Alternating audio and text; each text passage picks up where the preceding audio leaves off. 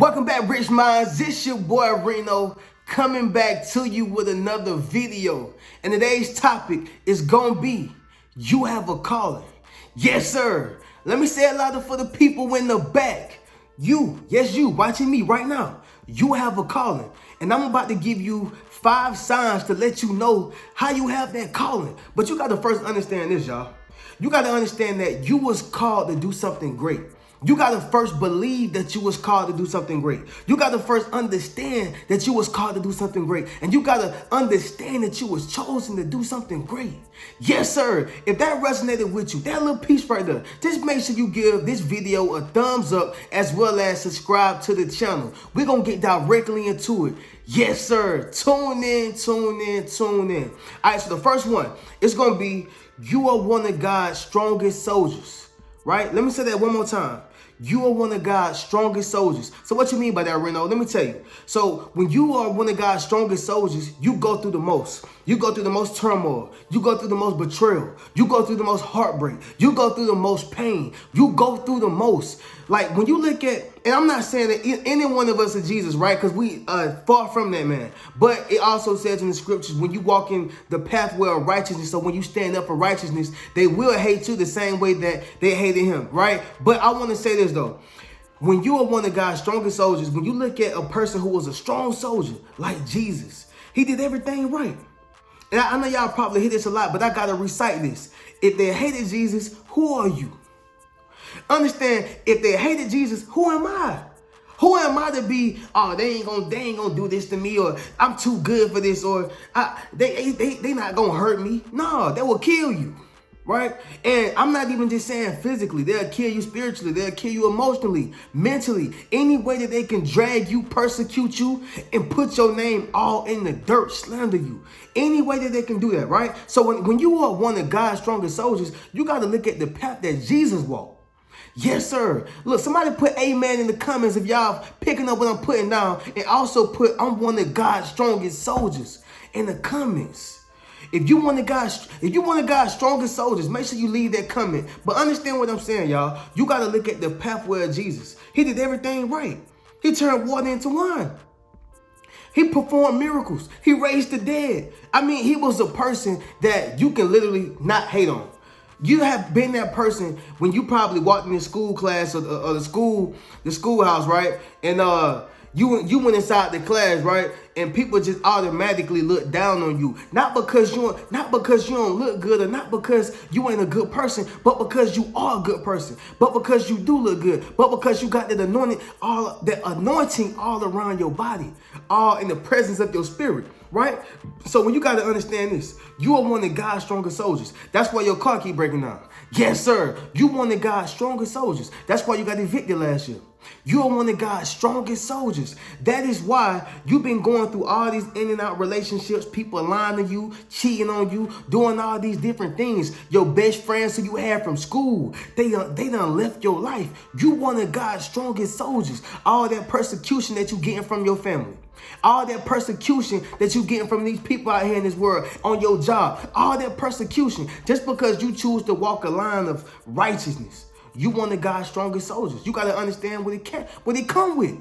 You got to understand that. You think that you just gonna get a blessing and, oh, here go your blessing, be on your way. No.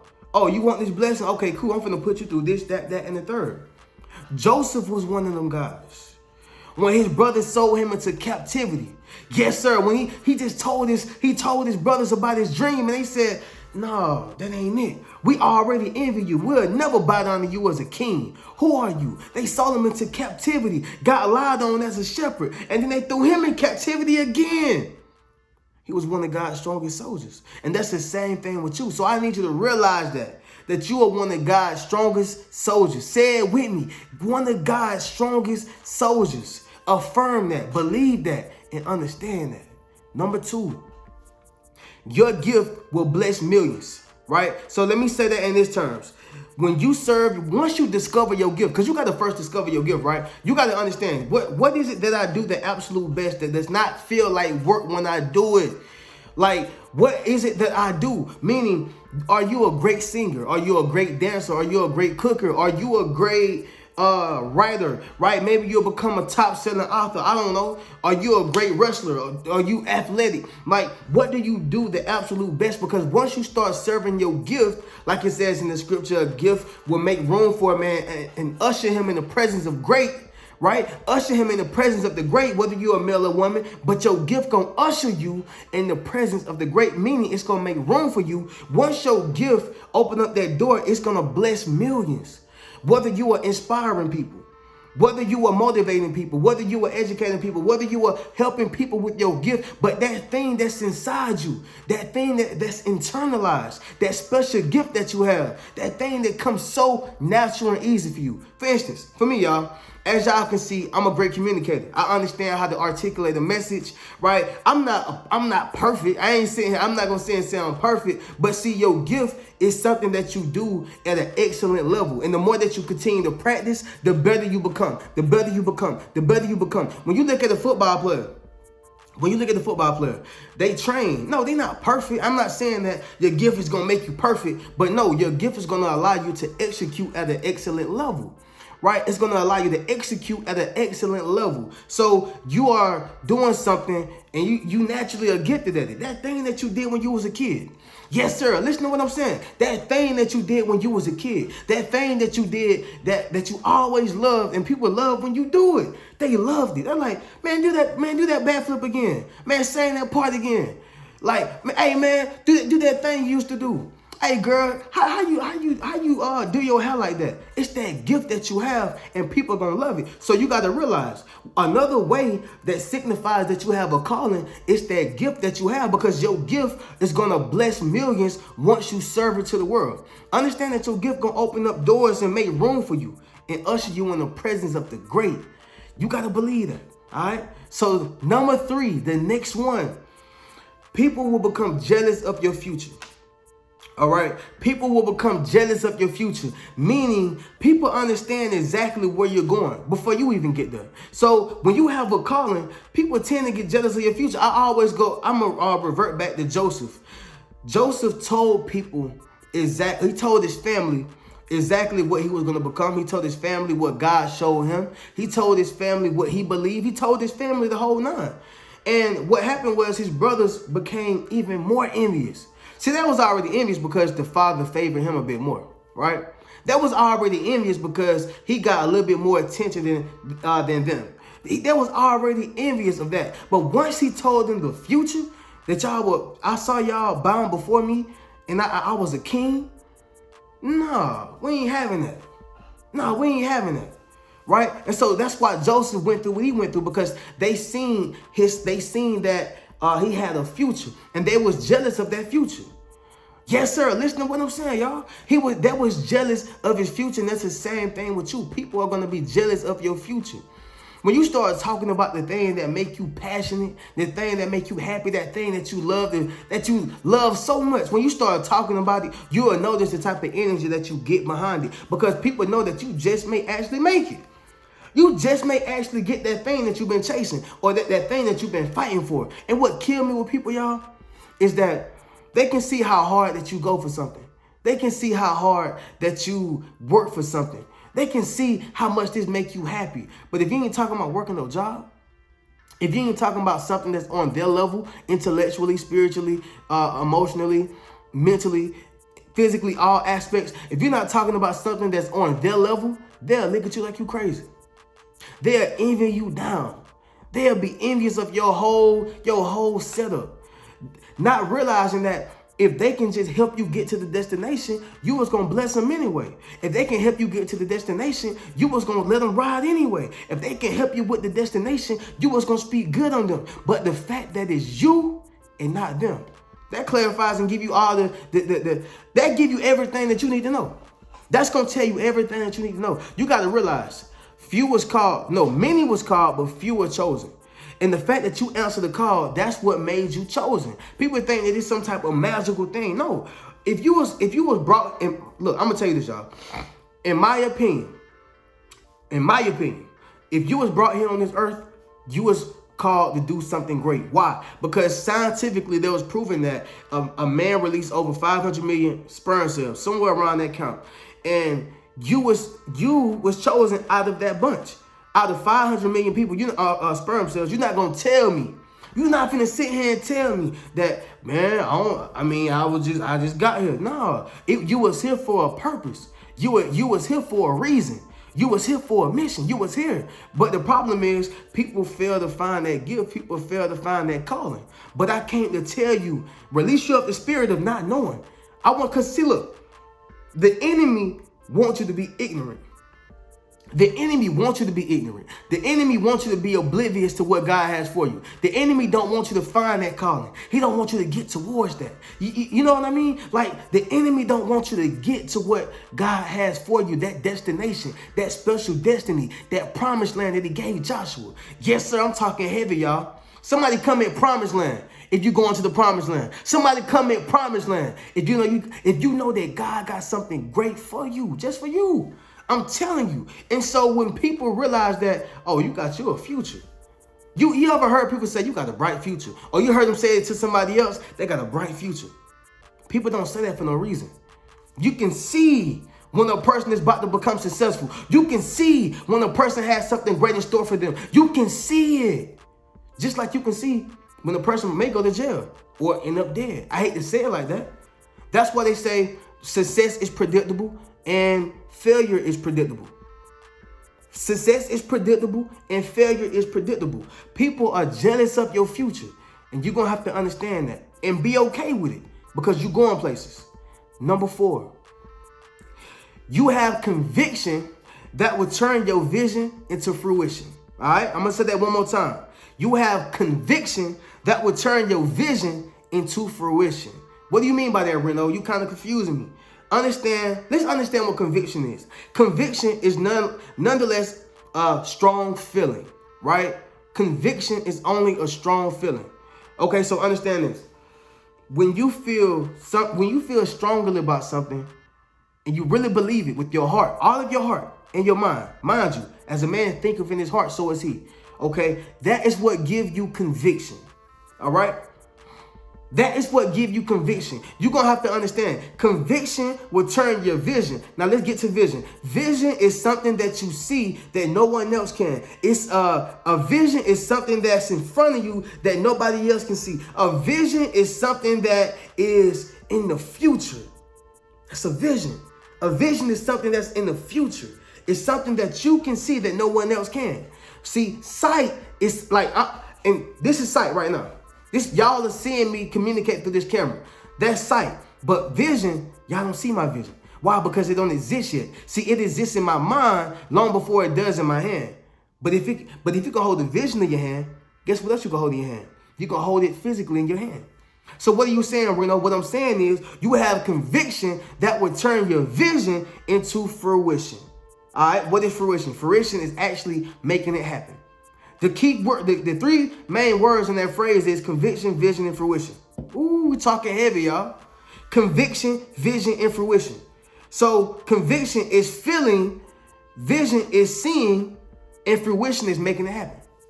3 different senses. I feel, I see, I touch. Okay, so when you start understanding that, wow, I got this. Why do I feel so strongly about this particular thing? Why do I feel so strong? Why do I just still go after it after people say, nah, don't do that, man. You don't do it. I'm gonna tell y'all something about myself, man. So early on, before I started, getting deep into YouTube, TikTok, Instagram, all that stuff, before that, I was doing music heavily. Those who've been watching me, y'all already know, but I got to get y'all the whole story so y'all can understand it. But I've been doing music, for a long time. I wrote my first song at 11, 13 years old. I recorded in the studio, and then 13 up to 17, I had recording in my room, and then 17 up until my 20s, I was recording professionally in studios. I had music down pat. That's something that I had mastered. But what people didn't know is that I started developing a strong conviction of this new vision that I felt that I can turn to fruition. People didn't know that, you can be I believe people knew, but they threw that on the back burner. They just wanted me to do what they wanted me to do because I had already built up I had already built up a name doing music. I had already built up this little reputation doing music. So I had already became who I was doing music in my area, right? But when I started saying, look, I think I'm gonna do motivational speaking, people was like, you got to motivate yourself before you motivate others. Just straight negativity. Hey, just don't give up on the music, and make sure that you focus. You don't want to do too many things at once. Just all type of things. It was just negativity to this conviction that I had for this vision that I felt that I can turn into fruition. Like, people was not believing in this conviction that I had. Case in point is, when you have conviction, everybody is not going to believe in that conviction. That's why it's called a strong feeling.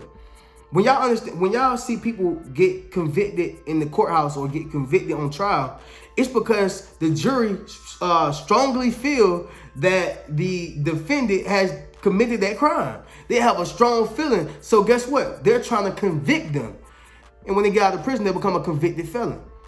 Because it was somebody who said, no, I feel strongly about what you did. So with that being said, I'm going to place a label on you that's going to make it hard for you to get jobs, make it hard for you to get money, everything, right? So a conviction is a strong feeling. And I had this strong feeling about this vision. And guess what? Years later, now we over 200,000 followers. People tune into my channel from all around the world. Had I not listened to people, had I listened to people and say, y'all, you know what, man, y'all right. Who am I to be a motivational speaker, inspirational speaker? I don't got the money that I should have, right? I don't have the car. I don't have the house. I don't have, right? I have the education because I went to school, received my bachelor's of arts degree in audio production. But outside of just even that, I just feel like sometimes your conviction can not qualify you, but God will still give you that vision. He will still give you that conviction, and He's gonna say, "Go out there." You don't know how you're gonna make it happen, but I know how you're gonna make it happen. Yes, sir. You don't know what I got in store for you, but I know what I got in store for you. So that feeling that you got inside your heart, that feeling that you have inside your spirit, that feeling that you have inside your mind, that conviction that you have, it's a feeling that you're going to have, and you just going to go right after it. Another thing, too, I want to add to that, because this is a strong one, y'all. I told people, I don't think that I was born to work for people. People laughed. Oh, you don't think you're supposed to get a job like the rest of us? And I'm like, no, I don't think I'm better than y'all. I ain't saying that nobody who work is trash and the scum of the earth. I ain't saying that. I'm just saying it don't work for me. It doesn't work for me. I don't feel like I'm supposed to be working for nobody. I don't feel like I'm supposed to be taking orders from a person. That don't make me better than you. That don't make you better than me. That just make me a person who is have a conviction. A conviction. I have a strong feeling that I'm not supposed to be doing that. And people, look down on it. Thought I was trying to be high mighty I. Thought I was trying to be a, top dog. Like, yeah, I'm better than y'all. You go get the job. No, it's people who make millions of dollars on jobs. I'm just saying that it was, for me, my personality type, my decision. And how does this relate to you is, you're going to have a conviction that's so strong, a vision that you have this conviction about, and you feel like you can actually make it happen. And it's going to be people around you saying that you can't. It's going to be people around you saying that you can't. And guess what? You're going to make it happen. Because God is the enforcer. He is the endorser. He does not make any mistakes, and He does not give you a vision that He can't turn into fruition, y'all. So sorry to go on a long one about that, but I feel like that's very important for you understanding that you have a calling, okay? And number 5, the last one. I say this a lot, but I got to reiterate it. You are chosen. Number 5, you are chosen. Matter of fact, if you're a chosen one, make sure you put in the comments, I am chosen. Yes, sir. I am chosen. And let me explain on this. It's not really too much to even say, but I gotta make sure that you understand what I mean by this. So when I say that you were chosen, I said earlier in the video, many was called, but few were chosen. Meaning, many was called, but few answered it. Okay, you answered the call. I answered the call. when people get mad because you're doing something great, they got nothing but themselves but to blame. They was lackadaisical, lazy. They didn't want to put the work in that you put in, right? Sometimes, y'all, I work like 16, 17 hour days, right? 16, 17 hour days. On the modest side, if I'm being honest, super honest, at the least 12 hours. On a day where I'm just going crazy, 16, 17 hours. 5 days, sometimes 6 days a week. I try to give myself 1 day because God rested at least 1 day. So, and then sometimes even then I still do something. I'm kind of like a workaholic too. So a lot of stuff, I will be honest, I do place on myself. I mean, some people may look at it as a flaw. You know, is everybody got their thing. I can be a workaholic. I would say that. But what I'm saying is that once I realized I was chosen, I answered the call and I got to work. I started working. Okay, cool. I know if I take 2 steps, God gonna take 3. And guess what? When life knocked me back 2, he gonna bump me back up 4 steps. Right? Life is this constant limbo. It's this constant limbo. Like you up 1 minute, down 1 minute. Back up 1 minute, back down 1 minute. And you gonna keep going because life is a roller coaster. But what I'm saying is that when you are chosen, you chosen and you know it. You know it. And the fact that you are chosen symbolizes that you have a calling. Well, Reno, I can't understand exactly how okay, let me explain this to you. Let me explain it. The fact that you are chosen and the fact that you have a calling, right? Which means that you're chosen. Which means if you have a calling, you're chosen. If you're chosen, you have a calling. The fact that you have these things and know these things, you're going to have to realize that your life is going to be set up different from everybody else's. The way that you move is going to be set up differently from everybody else's moves. Sometimes, like, you're going to be listening to your inner self, your inner God, your inner being, your discernment a lot more than the average person. You may have friends, and friends may be like, man, we're going to go out tonight. Something in you going to be like, nah, not today, bro. I'm going to read this book. And you're going to be kind of outcasted sometimes. Man, he be tripping, bro. He don't like to hang out no more. He ain't trying to kick it with the homies no, bro. Like, you ain't with gang no more. You feel me? And it's gonna be them times where you're gonna be like, bro, am I lame? What am I doing wrong? Am I tripping? No, you're not tripping. You're chosen. That voice that's inside of you saying, no, don't go out. That voice inside of you saying, nah, not this time. That voice that's inside of you saying, nah, don't hang with this particular group of people. That voice is God's spirit. And it's talking to you and leading you because you have something greater than everybody else has. And it's not the fact that you're better than them, because if they follow their calling and live in their chosen walk, then guess what? They can have something great too, because God got something for everybody. The problem is people don't live to see it. They don't work to see it, right? But for you, you chosen because you answer the call. And so what happens is he starts separating you. You start separating yourself.